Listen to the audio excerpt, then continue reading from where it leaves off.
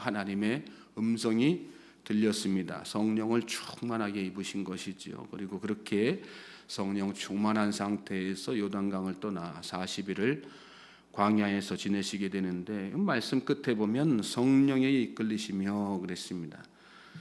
이 말은 직역하면 그가 이끌리고 계셨다라는 뜻입니다. 예수님이 하나님의 아들이시지만 성령님과 동일한 위격을 가지신 하나님 본체시지만 성령님의 이 순간 성령님의 이끌림을 받고 계셨다는 것입니다.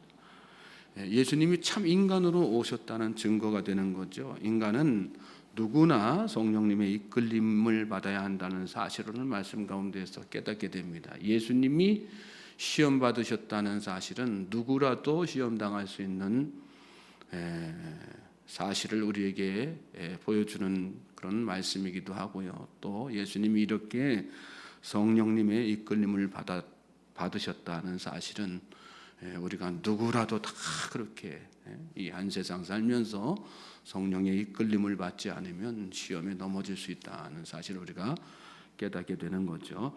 특별히 여기 40일은 이스라엘의 40년 광야 생활을 연상케 하는 그런 말씀이에요. 우리 인생은 광야와 같습니다. 성령님의 인도하심이 없으면 목적지까지 무사히 갈 수가 없습니다. 광야 이스라엘 백성들이 낮에는 구름 기둥으로 밤에는 불 기둥으로 인도하심을 받아서 마침내 가나안에 들어갈 수 있었던 것처럼 광야 같은 인생길에 성령님의 이끌림을 받아야 우리도 약속의 땅에 다 들어갈 수 있는 것입니다. 2절 말씀 보십시오. 마귀에게 시험을 받으시더라. 이 모든 날에 아무것도 잡수시지 아니하시니 날수가 다함에 줄이신지라. 원래 예수님은 마귀에게 시험을 받으실 분이 아니시죠. 그럼에도 불구하고 시험을 받으신 이유 또한 사람의 몸을 입고 계시기 때문에 사람은 누구나 시험당할 수 있는 존재라는 것을 이렇게 보여주신 것입니다. 중요한 것은 그렇게 시험 받으시는 동안에도 성령님께서 함께하고 계셨다는 사실입니다. 이것은 시험의 주체가 사단인 것처럼 보이지만 사실은 하나님이시라는 것을 말씀하는 것입니다. 모든 시험에는 하나님의 의도가 있습니다. 하나님은 시험을 통해서 우리의 믿음을 테스트하시고 연단하셔서 마침내 승리하게 하시는 분입니다. 그러므로 우리는 두려워할 것이 없습니다. 성령님의 이끌림을 받아서 살면 시험도 마귀도 능히 대적해 이길 수 있는 것임을 여러분 믿으시기 바랍니다. 그러므로 우리가 해야 할 일은 뭐예요? 평상시에 그 시험에 대비해서 영적 훈련을 열심히 하는 것입니다. 예수님도 그렇게 하셨어요. 말씀 보면 이 모든 날에 아무것도 잡수시지 아니하시니 날수가 다음에 줄이신지라 그랬는데 시험 받으시는 40일 동안 예수님이 금식하셨다는 그런 말씀이죠. 마귀의 시험을 이기기 위해서 곡기를 끊어가시면서 기도와 말씀으로 영적 훈련하는 그런 시간들을 보내셨다는 뜻입니다. 성령의 인도하심 따라서. 금식이란 단식과 다른 것이죠. 굶는 게 중요한 게 아니란 말씀이에요. 금식은 영적 훈련이고 은혜의 수단입니다. 인간의 가장 기본적인 욕구마저도 다 내려놓고 그리고 자기를 완전히 철저하게 비우는 시간, 그 시간이 금식입니다. 나를 비우고 성령 충만함으로 또 욕심을 버리고 말씀을 내 안에 가득 채우는 것, 그것이야말로 참된 영적 훈련이고 마귀의 시험을 이길 수 있는 힘과 능력은 바로 거기에서 나온다는 사실을 잘 깨닫고 평상시에 기도와 말씀으로 잘 영적 훈련을 해나갈 수 있는 우리 모든 성도님들 되시길 바랍니다. 특별히 2024년 여러분이 잘 지내오셨지만 다 은혜로 지내오셨지만 그동안에 한 해의 삶을 돌아보면 또 그 이전의 삶을 돌아보면 시시때때로 우리가 얼마나 많은 시험을 당하기도 하고 또 넘어진 적도 얼마나 많습니까?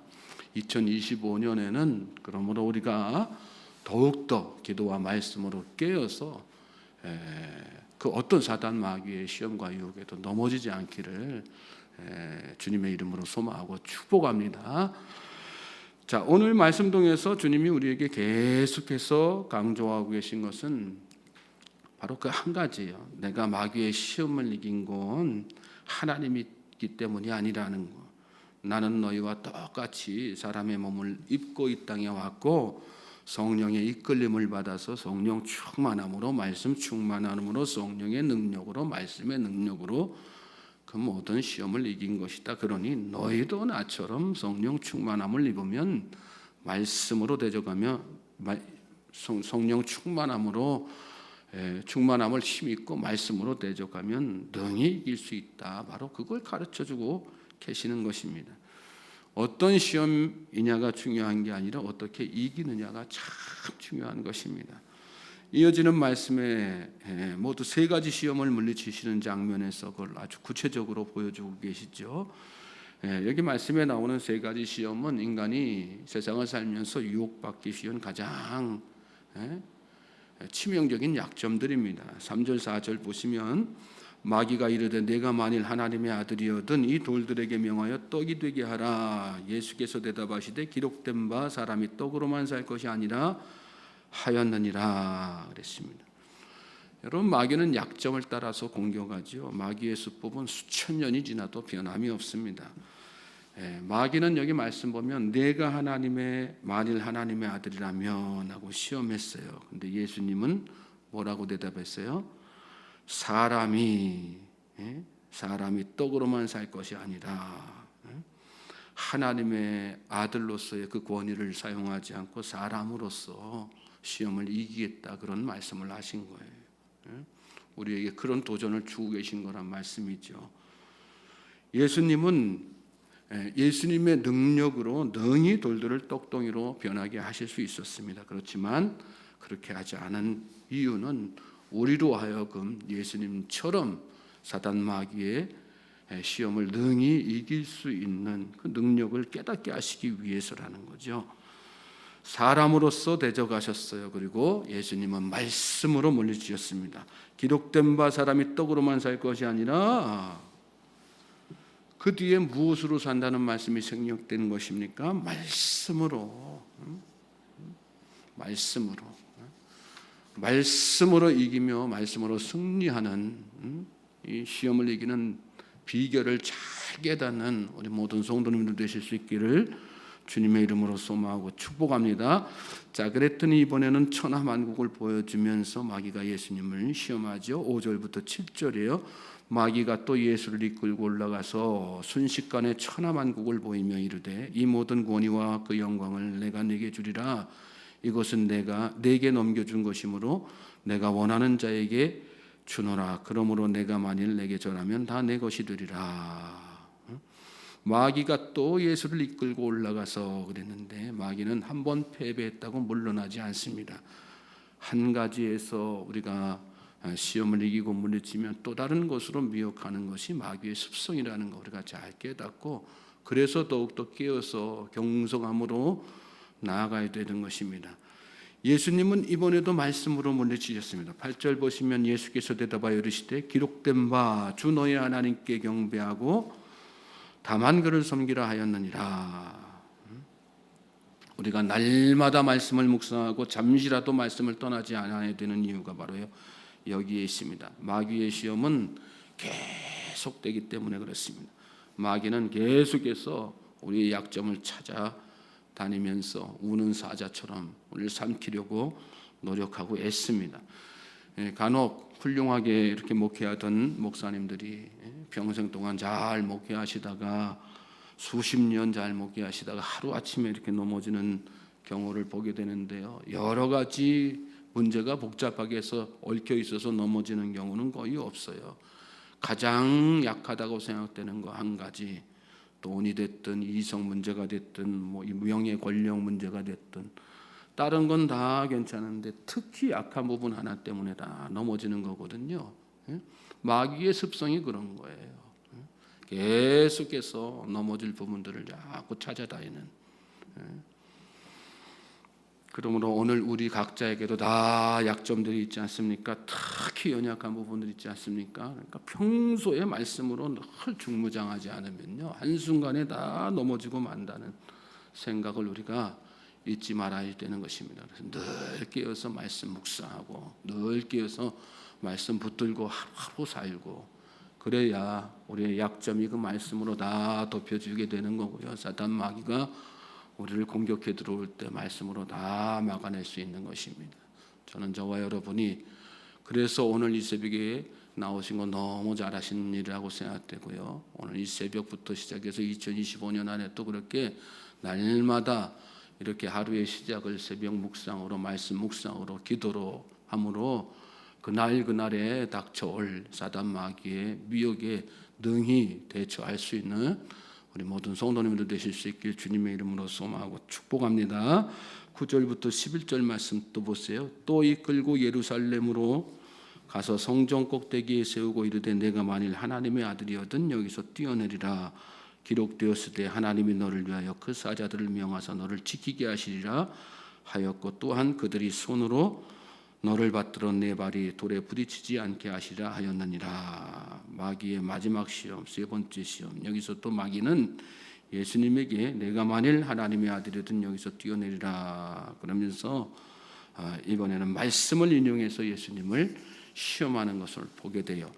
기록되었을 때 하나님이 너를 위하여 그 사자들 명하사 너를 지키게 하시리라 하였고, 또한 그들이 손으로 너를 받들어 내 발이 돌에 부딪히지 않게 하시리라 하였느니라. 시편 91편 말씀을 인용한 거죠. 그런데 그 말씀을 마귀는 살짝 비틀어서 말했어요. 시편 말씀은 걸어 다닐 때 돌부리에 걸려 넘어지지 않게 하신다 그런 말씀인데, 높은 곳에서 뛰어내릴 때도 손을 받들어서 지켜줄 것이다. 그렇게 예수님을 시험하는 것을, 속이고 시험하는 것을 말씀 가운데서 보게 돼요.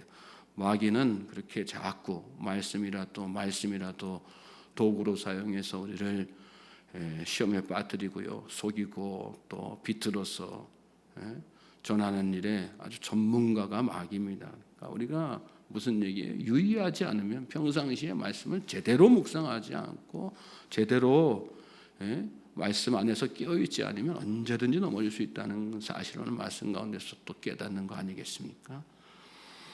그런데 이럴 때 또 예수님은 예수님의 권위를 사용하지 않고 신명기에 나오는 쇠마의 말씀 가지고 물리치시는 것을 말씀 가운데서 우리가 보게 됩니다. 오직 말씀만이 마귀의 모든 시험을 물리칠 수 있다는 사실을 이렇게 예수님은 세 번의 시험에 걸쳐서 계속해서 우리에게 강조해 주시는 것이고요.